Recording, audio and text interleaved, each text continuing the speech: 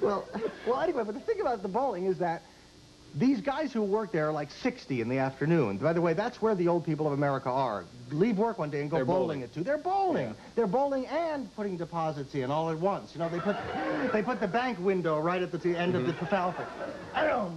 Jim, I'm putting in $100. Bowl and talk, I think, is what it's called. And so these poor men have watched, these guys who work there have watched the evolution of video games. When they took the job, you know, they took a sanity test. No one said, and will you hear 24 hours of solid electronic noises? Yes, sir. So before anyone can even say bowling alley, you hear, and it's Donkey Kong is the one now you can hear over the phones. Yeah. Deedly-dee. Hello. Deedly-dee. Deedly-dee. Yeah, are there any lanes open? Deedly-dee. Can I have a quarter for $16? Hold it. Deedly-dee. Sir, the donkey's stuck and the thing won't come down. Hold it down with the donkey. But I think that's becoming, and Norma Ray was a great video game where you had to go to all these little union dots. I was sitting on this plane thinking, there's lots of people in movies that you don't understand, but you take it for granted. You know, these people that aren't speaking English anymore. America is a wonderful place. It is a homogenized pot. And you know, it's wonderful to travel and not hear only dialect. I love dialects. I was made for this time. I like hearing only dialects. You leave L.A., you come to New York, no matter where it is, a Holiday Inn in St. Louis. Holiday Inn, yes, sir. No, I cannot do this. You know, it's a wonderful.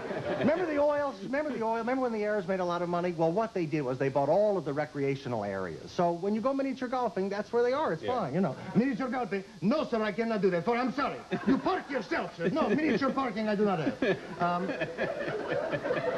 And they're in the movies, and also there's people. Let me do this. Okay. We got to go away for station identification, and we'll pick up when we come back. Albert. No, you won't forget. No problem. Okay. No problem. We'll be right back with Albert Brooks.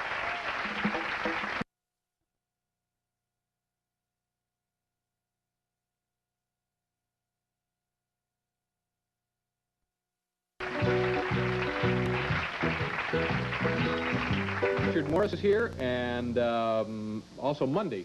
No, what is today? Wednesday. Tomorrow. Excuse me. Thursday. We'll have singer/songwriter Carole King. What happened? Well, no. Oh. Just, I got scared. No, it's Carole King and Richard Lewis will be here. And Albert was telling us about people in movies who you can't understand. Well, there's just people, and you take it for granted. The first time I said, did you see Rudolph Nureyev as Valentino? He had these long speeches of non-English words, and the English actors would nod, you know? Oh, sure. I don't care who you are. I dance. You don't know about me. I dance. And he went on like this a great deal, you know. Mr. Valentino, the show's at 4. I don't care about 4. I don't know. I have nothing to eat. What do you mean me? Who are you talking about? What is I tell you something? He'd always slow down and accentuate things that were just you know, bizarre accentuations he had. And I tell you something, I don't know if you would tell me what to do. Monica Vitti was an actress also. There was this movie, Almost a Perfect Affair, with Keith Carradine. I remember the scene in a rowboat, and he, to prove he loved her, threw over a finished film. Huh. You know, I've heard things that get, but that's too much. That's 4 years, you know. And she, you know, he said, there, does that prove? It proved nothing to me. I don't know, I don't care about no. I mean, he just sat and nodded until she was through. Sylvester Stallone is an interesting thing. The scene in Fist where he gets all the union people to reorganize. I don't know, he did something. I couldn't quite figure out what he said.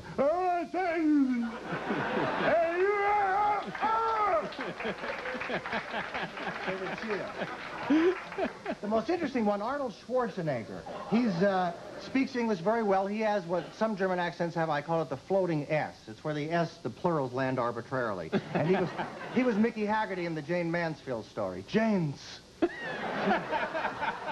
You have to stop acting like this. You can't do this, James. We have to go to Palm Springs now, James. There was this mechanic I had. I used to have a Porsche when I was you know, when you were going through the phase where you bought 40-year-old cars and paid the most you could for them. The older man who sold it to me was grateful. This is a classic, huh? Oh, yeah, sure.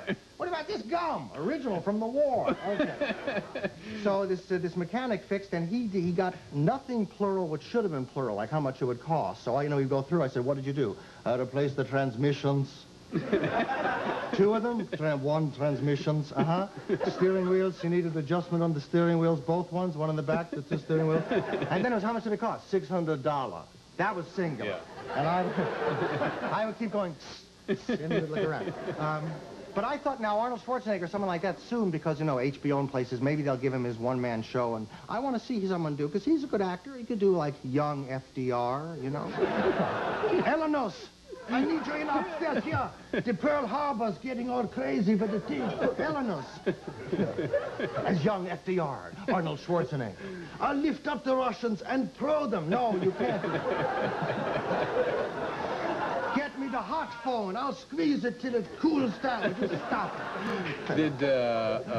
Did you see, was it Conan the Barbarian? Did you see that? I didn't catch that. No, I got a flight scheduled on the way back. You know, what is the philosophy about showing bad movies on the plane? Look where they've got you, in this metal tube. If they make a mistake, that's where you're buried. Why not have some thought-provoking movies? You know, they have those in an emergency. Because I don't want to see, I mean, Kenny Rogers is fine, but, ladies and gentlemen, we have a minute to live. How are we going to win the race? God, I don't know. See, I don't want to go into death. I don't want to make the big transition with Kenny. Yeah. No fair.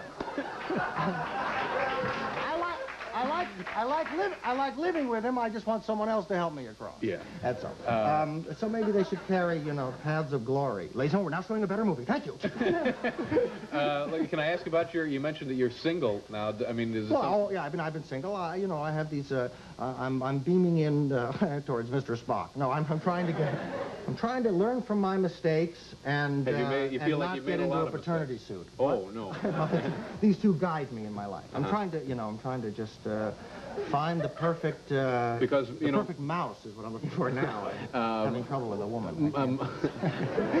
Modern romance seemed to be, if that was in any way like you are in real life. In real life, the other movie, that's everything. No, well, it's an exaggeration for comedic purpose only. And I've gone to, I like to go to extremes just to explore those areas.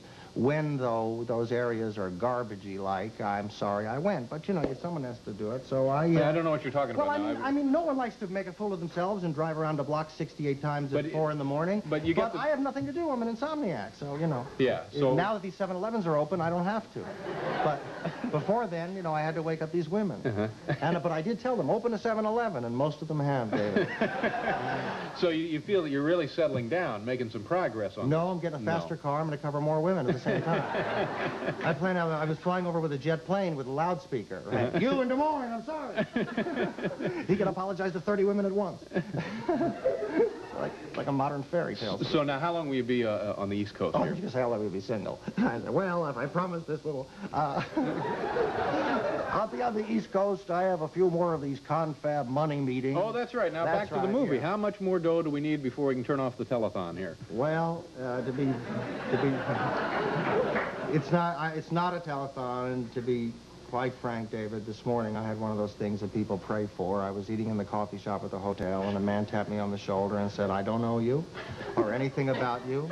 I can't tell you how or why, but I have $1 billion, and you can have 3 to 5, and I want like 30% of the gross. And, you know, I'm an optimist. I waited my whole life for something like this. So I'll be here another week of begging. Yeah. By all means, enjoy the holiday. I will. Thank you very much for your time. Again. Pleasure meeting you. Albert Brooks. We'll be right back, folks, with our happy tour of New York City.